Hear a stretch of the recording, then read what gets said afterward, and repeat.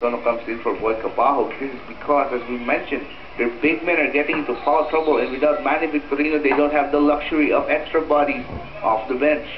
All right. Gidabin takes a casual jumper. It's out.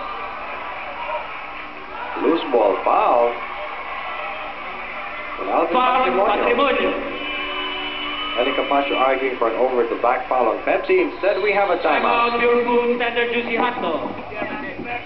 6 points is the barrier between Pepsi and the TJ Hotdogs. We have 2 minutes and 50 seconds remaining in the third quarter. I'm Bill Velasco along with Butch Maniego. And it seems that Pepsi has momentarily regained control, Butch, as Naning Valenciano snaps off another two-pointer. Well, the operative word there, I believe, is momentarily, because the tender juicy Hotdogs continuing to apply the pressure. But, as you mentioned, Pepsi on top by 8 right now. There's another foul as the double team clamped down hard on Alvin Patrimonio, and it looks like Naning Valenciano got it where it hurts the most. Foul Valenciano. Double black eye for him. He got the foul too, his fourth. And Pepsi has to be careful that Purefoods doesn't put on a big burst here to end the quarter. Valenciano. But we see Carlito Melos coming into the ballgame for the first time. And stone cold off the bench, replacing Naning Valenciano, who's hobbling back. Thinking warm thoughts, I suppose.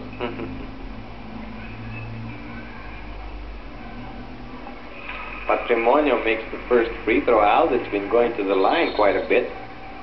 As we noticed that the free throw totals of the big men for Purefoods Hotdogs not really that outstanding. They're not going to the line too often.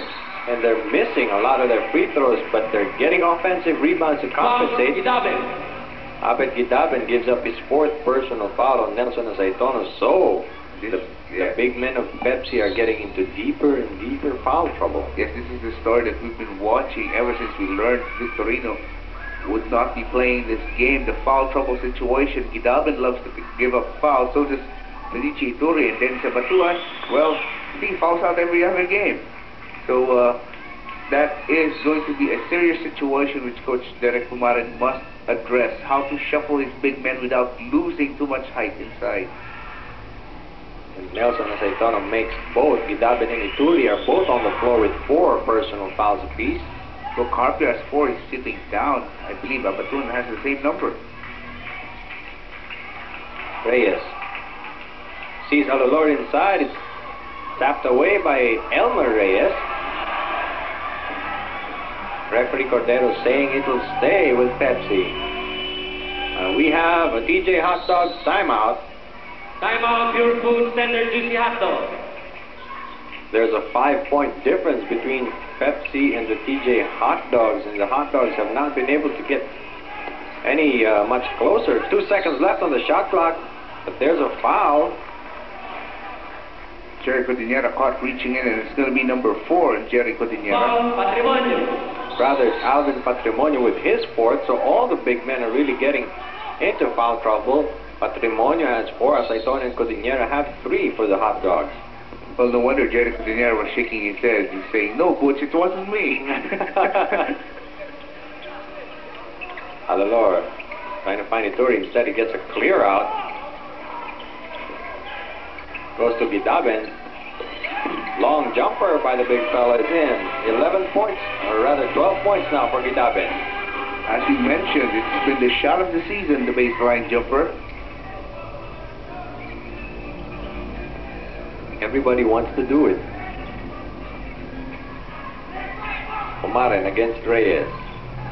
Patrimonio working on Ituri. The double team comes. There's going to be a foul on Carlito Melos, his first. And that has the Pepsi bench roaring.